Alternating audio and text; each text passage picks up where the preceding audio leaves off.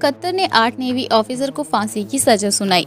Qatar ने एक court में 8 भारतीयों को फांसी की सजा सुनाई है। कतर अरब दुनिया का ऐसा देश है जो इस्लामी आतंकवाद को बढ़ावा देने के लिए कुख्यात है। ऐसे में पहले हमास के इसराइल पर हमले और बदले में इसराइल का हमास पर बरपता कहर कहीं कतर के इस अप्रत्याशित कदम की वजह से तो नहीं है। दूसरी तरफ पाकिस्तान की भूमिका से भी इनकार नहीं किया जा सकता। कहा जा रहा है कि पाकिस्तान खुफिया एजेंसी ISI ने ही कतर को भारतीय नागरिकों को उकसाया है। भारत के प्रति पाकिस्तान की नीति और नीयत कैसी रही है, इसके सबूत देने की कोई जरूरत नहीं है। अभी पाकिस्तान एक वजह से भी भारत के खिलाफ ऐसी साजिश कर सकता है, इसका जिक्र हम आगे करेंगे। इस तरह गौर से देखें तो कम से कम 3 ठोस कारण सामने आ रहे हैं, जिनके आधार पर कतर 8 भारतीयों की जान लेने पर उतारू हो गए हैं। आइए एक एक करके जानते हैं। कतर की अदालत ने जिन 8 भारतीयों को फांसी की सजा सुनाई है, वो वहां अल जाहिरा अल आलमी कॉन्सल्टेंसी एंड सर्विसेज नामक कंपनी में काम करते थे। ये सभी भारतीय नौसेना के अधिकारी रह चुके हैं और कंपनी ओमान के एक उद्योगपति की है। कतर की पुलिस ने इन भारतीयों को इस आरोप में गिरफ्तार किया कि वो इजराइल के लिए जासूसी कर रहे थे। इजराइल कतर को फूटी आंख नहीं सुहाता है। ऐसे में ये आरोप लगाना था कि कतर पुलिस ने भारतीयों के साथ साथ ओमान के एक नागरिक को भी गिरफ्तार कर लिया है।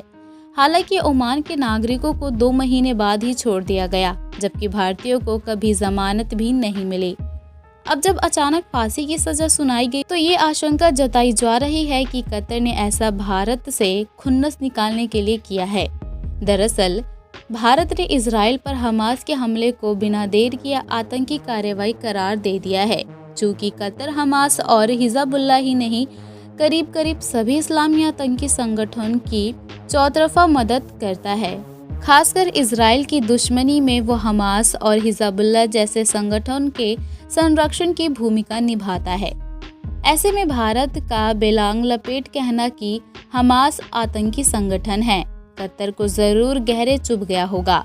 ध्यान रहे कि बीजेपी की तत्कालीन नेता नुपुर शर्मा के एक टीवी डिबेट में इस्लाम पर दिए बयान पर भी कतर ने बड़ा कड़ा रुख दिखाया था। नुपुर का बयान कतर को कांटे की तरह चुभा और संभव है कि हमास पर भारत के बयान ने वह चुभन बढ़ा दी है। वहीं भारत में आयोजित G20 शिखर सम्मेलन में इधर एक ऐसी घोषणा हुई जिससे अरब वर्ल्ड में काफी हलचल हुई। वह घोषणा थी भारत के मध्य पूर्व के देशों से होकर यूरोप तक व्यापारिक पहुंच।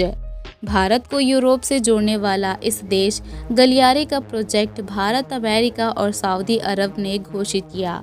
इससे तुर्की तो तुरंत सुलग गया। पाकिस्तान परस्त और भारत के विरोधी तुर्की ने भारत मध्य पूर्व यूरोप आर्थिक गलियारा परियोजना के खिलाफ तुरंत जहर उगलने लगा। इतना ही नहीं, एक रेल रोड नेटवर्क का भी ऐलान कर दिया जो इराक में ISIS के गढ़ से होकर गुजरेगा। कतर की भी मानसिकता तुर्की जैसी ही है। वह भी नहीं चाहता कि भारत और यूरोप को जोड़ने वाला गलियारा अरब वर्ल्ड से होकर गुजरे।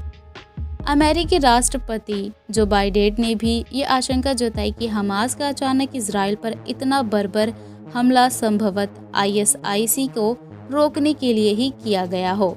दरअसल इस परियोजना को बट्टा लगने पर चीन भी खुश होगा, क्योंकि इस प्रोजेक्ट से कहीं न कहीं उसने महत्वाकांक्षी बेल्ट एंड रोड इनिशिएटिव की सफलता भी सीमित हो सकती है। दोस्तों, खबर ये भी है कि पाकिस्तान खुफिया एजेंसी ISI के उकसाने पर ही कतर ने 8 भारतीयों को जासूसी के आरोप में गिरफ्तार किया है। भारत ने बिना युद्ध किए पाकिस्तान को परास्त कर दिया है। उसकी आर्थिक स्थिति इतनी कमजोर हो गई है कि वो कर्जों और मदद के पैसों पर पूरी तरह निर्भर हो गया है। उधर कतर में करीब 1/4 आबादी भारतीयों की है। वहां से भारतीय भारी मात्रा में विदेशी मुद्रा भेजते हैं। इतना ही नहीं, भारत अपना 90% गैस आयात करता है।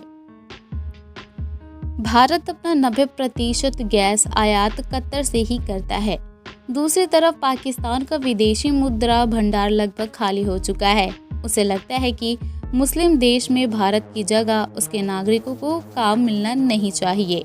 उसे लगता है कि मुस्लिम देश में भारत की जगह उसके नागरिकों को काम मिलना चाहिए, जिससे उसकी आर्थिक स्थिति भी सुधर पाएगी। ऐसे में संभव है कि कतर में भारतीयों के प्रति संदेह पैदा करने की नीयत से पाकिस्तान एजेंसी ISI ने चाल चली हो। ISI के इस कदम के पीछे एक और बात हो सकती है, वो ये कि पाकिस्तान में पिछले कुछ महीनों से खूंखार आतंकियों का लगातार सफाया हो रहा है। हर बार कोई अनजान व्यक्ति किसी बड़े आतंकी को कभी नमाज पढ़ते वक्त तो कभी यूं ही गोलियों से गोली मारकर मौत के घाट उतार देता है।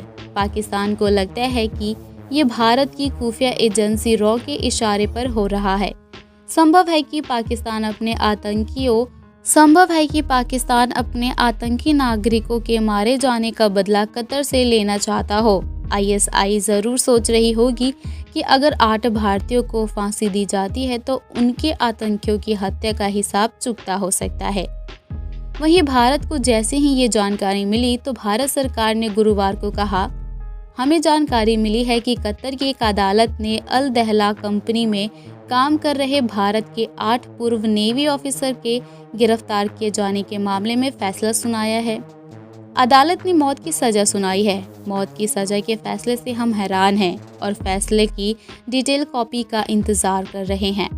हम परिवार के सदस्य और कानूनी टीम के भी संपर्क में हैं। भारतीय नागरिकों की रिहाई सुनिश्चित करने के लिए सभी कानूनी विकल्पों का तलाश किया जा रहा है। भारत सरकार ने आगे कहा, हम इस मामले को बहुत ही गंभीरता से ले रहे हैं। हम सभी काउंसलर और कानूनी सहायता देना जारी रखेंगे। कतर अदालत के इस फैसले को हम वहां के अधिकारियों के सामने भी उठाएंगे। मामले की गंभीरता और ज़रूरी गोपनीयता को देखते हुए इस समय इस पर कोई और टिप्पणी करना उचित नहीं होगा। दोस्तों, आपकी क्या राय है इस खबर पर? क्या आपको लगता है कि हमारे देश के इन ऑफिसर्स को फंसाया जा रहा है? आप हमें अपनी राय कमेंट बॉक्स में कमेंट करके ज़रूर बताएं और इसी तरह की खबर के लिए हमारे चैनल को सब्सक्राइब करना बिल्कुल भी ना भूलें।